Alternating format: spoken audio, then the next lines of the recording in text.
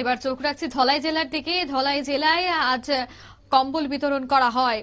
জানা গেছে দুস্থদের মধ্যে এই কম্বল বিতরণ করা হয় ধলাই জেলার কুলাই স্থিত আনন্দমার্গ স্কুল প্রাঙ্গণে। আনন্দমার্গ ইউনিভার্সাল রিলিফ টিমের এই উদ্যোগ।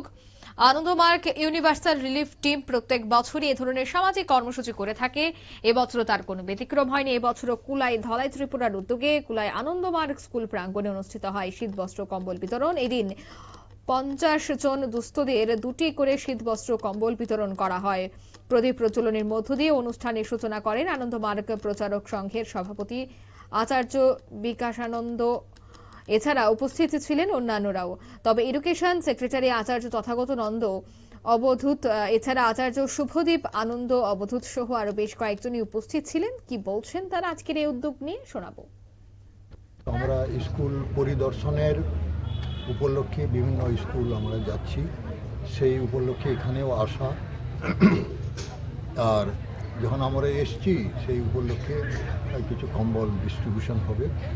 আমাদের স্কুলের সম্পর্কে তো সবাই অবগত রয়েছে যে বর্তমানে সমাজে যে প্রচলিত শিক্ষা ব্যবস্থা, সেই শিক্ষা ব্যবস্থার মধ্যে যে একটা অস্থিরতা অনিশ্চয়তা রয়েছে, যে শিক্ষা ব্যবস্থা মানুষের মনুষ্যত্ব গুণের যে অবনতি হয়ে চলেছে তাকে রুখতে পারছে না।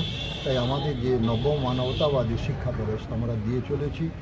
এবং কেন সমাজের আজকে সবথেকে বড় সমস্যা হলো সাম্প্রদায়িকতাবাদ থেকে বিস্ময়িকতাবাদে উত্তরণ, এই যে একটা সবথেকে বড় সামাজিক সমস্যা। এই সামাজিক সমস্যাকে সমাধানের জন্য একমাত্র উপায় হলো যথার্থ শিক্ষা, নতুন প্রজন্মকে যথার্থ শিক্ষায় শিক্ষিত করে।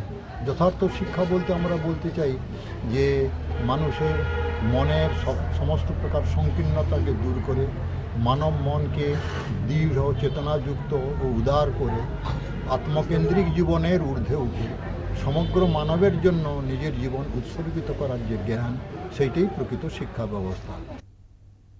আপনারা শুনলেন তাদের এই বক্তব্য, অর্থাৎ সমাজের মানুষের জন্য কাজ করা, মানবিকতা বোধকে আরো বাড়ানো এবং প্রত্যেকের সাহায্যে এগিয়ে আসা, এই ধরনের উদ্যোগ যেন প্রত্যেকেই গ্রহণ করেন তার জন্যই কিন্তু তারা আহ্বান রাখেন। নিয়ে নিচ্ছি ছোট্ট একটি বিজ্ঞাপন বিরতি, সঙ্গে থাকুন।